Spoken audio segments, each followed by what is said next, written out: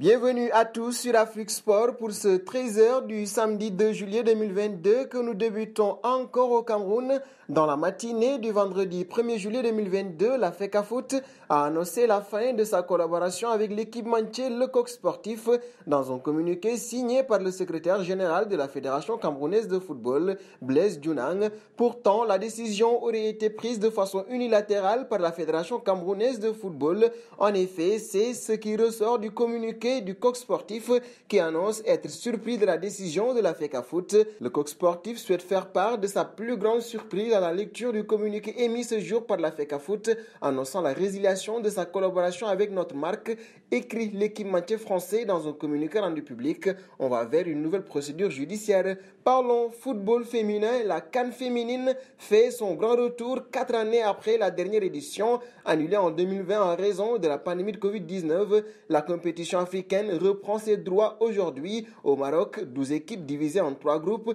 se sont réunies pour le tournoi. En ouverture, le pays organisateur va défier le Burkina Faso ce soir au complexe sportif Moulay Abdallah de Rabat. Tenant du titre et 11 fois vainqueur de la compétition, les Super Falcons du Nigeria n'entreront à l'IS que lundi contre l'Afrique du Sud. Les deux équipes s'étaient notamment affrontées en finale de la CAN 2018. Adversaire des Bleus il y a quelques jours, les Camerounaises défieront la Zambie dès ce dimanche.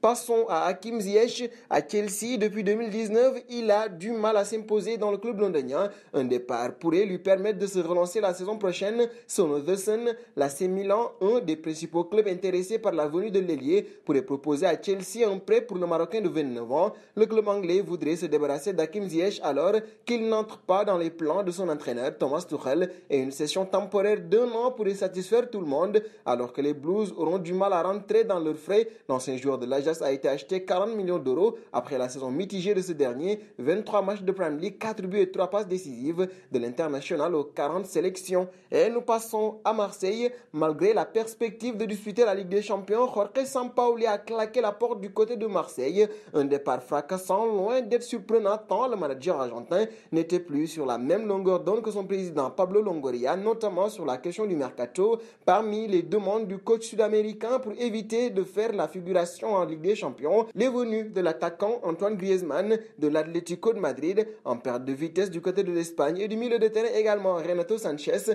proche lui d'un départ de Lille pour le Paris Saint-Germain, de souhaits impossibles à assouvir pour Longoria qui a préféré s'éloigner du technicien de 62 ans pour ne pas envenimer la situation. Nous restons d'ailleurs chez les Fosséens. Igor Tudor devait bien être le futur coach de l'OM la saison prochaine. Pour le journaliste espagnol Gerard Romero, son arrivée serait bouclée. Le coach croate a trouvé un accord avec Pablo Longoria et est attendu ce lundi à Marseille. Cette dernière vient d'être confirmée par le journaliste espagnol qui précise que le technicien signera un bail de 2 ans avec l'Olympique de Marseille. Nous voici arrivés en l'instant quiz désormais avec 3 indices pour connaître notre joueur mystère du jour. Le premier indice, je suis un attaquant italien de 28 ans. Deuxième indice, j'ai déjà joué pour 3 clubs italiens dont Palerme. Troisième indice, je suis auteur de 100 buts en 270 matchs de Série A. Qui suis-je?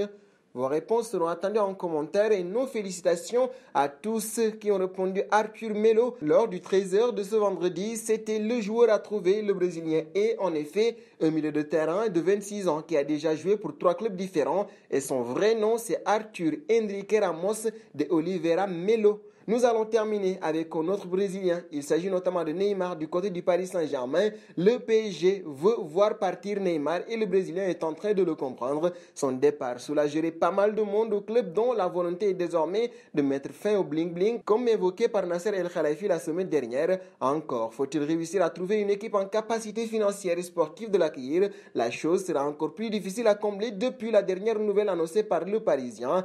Hier, le 1er juillet, soit la date officielle de la nouvelle saison, la star a activé la clause lui permettant de prolonger d'une saison à Paris, comme l'année passée à la même période. Désormais, il n'est plus lié jusqu'en 2026, mais jusqu'en 2027. Et c'est terminé pour ce 13h du samedi. On se donne rendez-vous très bientôt sur Afrique Sport. En attendant, n'hésitez pas à vous abonner pour ne rien manquer des informations autour du football.